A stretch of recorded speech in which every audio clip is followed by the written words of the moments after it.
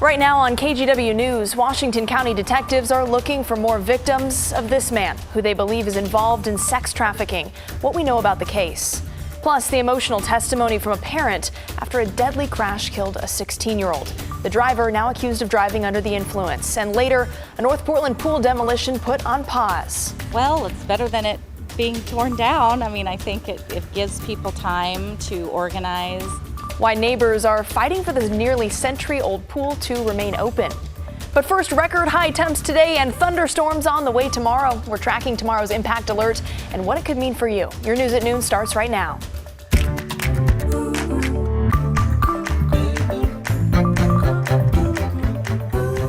We start with a live look from our sky camera down in Salem, overlooking the beautiful cherry blossoms. You can see they are in full bloom. We're expecting warm temperatures across the region today. Thank you so much for joining us this afternoon. I'm Ashley Grams. Thunderstorms also in the forecast, but you know what? That's tomorrow. Today we are expecting sunshine. Let's bring in meteorologist Rod Hill, who is on the KGW weather deck. Rod, it's pretty up there, and are we close to that record? Well, not right now, but I still have complete confidence that we will get there this afternoon, Ashley. I'm up here on the weather deck, as you mentioned, brought to you by Rick's Custom Fencing and Decking. Beautiful sunny blue skies. I can see St. Helens off to my right, so wonderful visibility up here at noon as well. Now, remember, we had the fog this morning.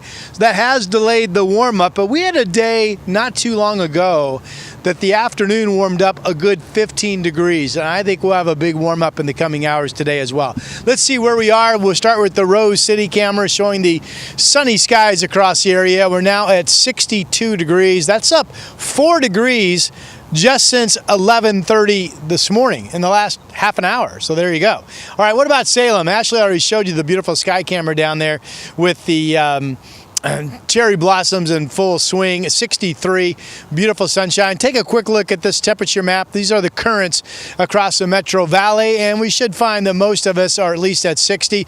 Chris, go ahead and push the button, Director Chris Paz, and we'll see what Salem is doing at the noon hour. We just saw the capital at 63. It's 66 out in Dallas. And here is your day planner, which shows that record high of 78 degrees at 4 p.m. The current record for today is 74. Absolute conference, we will break that record high. Ashley did mention we have an impact alert up for tomorrow. We'll look at Futurecast and track those thunderstorms. The imagery is pretty impressive. That's coming up in my complete forecast. For now, back to you. Thank you, Rod. We'll check back in.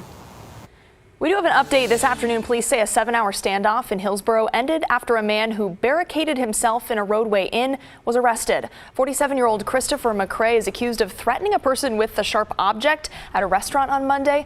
Police say McCrae came back the next day and created another disturbance. Officers tracked him down to the roadway inn off Highway 26 and 217 yesterday. They got a search warrant and began crisis negotiations before arresting him 7 hours later. McCrae now faces multiple charges, including unlawful use of a weapon, menacing, and harassment. And to an alert out of Washington County, detectives are looking for more potential victims after they arrested a man who they say was involved in sex trafficking. 26-year-old Jesse Lee St. Marie Blankenship, you see him on your screen there, racked up several charges including assault and strangulation stemming from violent incidences in both Washington County and Gresham this year. He was arrested on March 4th after deputies spotted him at an apartment complex. During the investigation, detectives found he was allegedly not only violent toward multiple people, but that he was involved in sex trafficking. Last week, grand juries in both Washington and Multnomah counties indicted St. Marie Blankenship on a total of 30 charges. One of the things we want our community to understand is that there are potentially other victims that are out there that we want to come forward, and it takes a lot of courage to come forward, especially when it comes down to domestic violence or being a victim of something like prostitution. He's been held without bail since the beginning of this month. St. Marie Blankenship pleaded not guilty to the charges. And we now know a 16-year-old girl who died in a crash outside Staten over the weekend was a junior at McNary High School. The driver, 33-year-old Christopher Atkinson, has been charged with manslaughter, assault, reckless driving, and 4 counts of furnishing alcohol to an intoxicated person under 21. The deadly crash happened along Fern Ridge Road, east of Staten, Sunday night. 16-year-old Zoliah Johnson was killed, and 3 other minors ages 12 to 16 were in the car at the time. In court, the victim's family spoke over the phone, asking the judge to keep Atkinson in jail. I do not think he did ever get out. I have a daughter laying in Dornbecker right now with tubes in her, with broken ribs and punctured lungs. The judge did deny bail. Police say they're still looking into how Atkinson knew the 4 minors in the car, saying he was not related to any of them. And an update out in Hood River County. The sheriff says it has suspended efforts to remove a car from the Columbia River that's believed to be tied to the Martin family, who disappeared nearly 70 years ago. Earlier this month, crews pulled up the car's engine and chassis in Cascade Locks. But because of the condition, investigators couldn't absolutely confirm it was the Martin's car. While there are more parts of the car left, the sheriff's office said it would be challenging to try and continue the recovery process. Oregon Governor Tina Kotek says the state is having trouble accessing some federal money meant to help counties recover from emergencies. And right now there are several southern Oregon counties that still need help with flood cleanup. Kotek says at this point the state can't access about $24 million in FEMA funding. I frankly will say I'm a little worried about the increase in the temperatures, and we have snow melt, so we're watching that as well in southern Oregon. Oregon's Attorney General Dan Rayfield and other states are suing over the federal government's, blocking FEMA funds. Last month, a judge ordered the Trump administration to release the money, but state officials say that hasn't happened. And in a traffic update this afternoon, ODOT has reopened the historic Columbia River Highway near Crown Point. ODOT shut down the highway on March 12th from Larch Mountain Road to Vista House due to road settling. Crews were able to repair the road and add orange drums to improve visibility. ODOT says it will continue to monitor the road and the slope it's on for future problems. A lab tech at the University of Washington is in ICE custody after living in the U.S. for decades. Llewellyn Dixon's been in custody since she was arrested at SeaTac last month. She was returning home from an international trip when she was picked up. Dixon's attorneys say she was taken into custody because of a misdemeanor conviction from over 20 years ago for bank embezzlement. Dixon is what's called a permanent resident and has lived in the U.S. since she was 14. Her family says she's traveled outside of the country plenty of times without any problems, but that changed when she returned from the Philippines last month.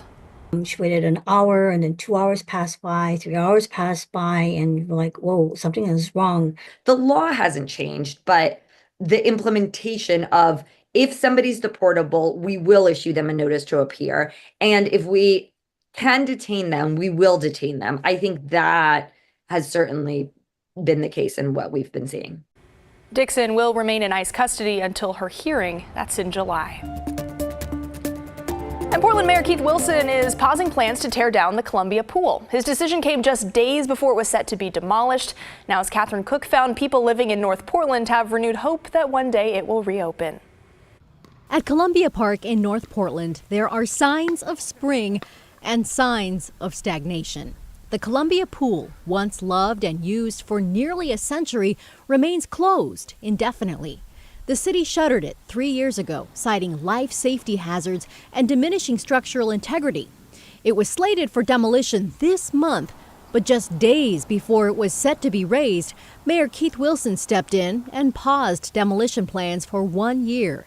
He did so at the request of District 2 councilors to explore available funding sources. Well, it's better than it being torn down. I mean, I think it gives people time to organize. For neighbors like Gwen Vilches, the news is encouraging. My kids took swimming lessons there, and we feel like it's a really big community asset. And so we're in support of having it be used still and not been taken down. The pool site was slated for a new aquatic center. This after voters passed a parks levy in 2020 and the city secured $15 million in state funding. But that combined funding only accounted for half the projected cost. Gosh, it's hard. I guess probably, it's a pretty big expense to try and rebuild it because it's like in pretty bad disrepair. Probably some time to think about it is a good idea. Earlier this year, community members rallied the city for more funding. Some even accused city leaders of racism and socioeconomic discrimination for abandoning the pool. Portland Parks and Rec tells us the mayor's pause is not a commitment or a decision to renovate Columbia Pool. And right now, no funding has been identified for renovation or reopening. I would love for them to talk about how we can figure out how to fund all of these things because parks are what makes Portland so special. In North Portland, Catherine Cook, KGW News.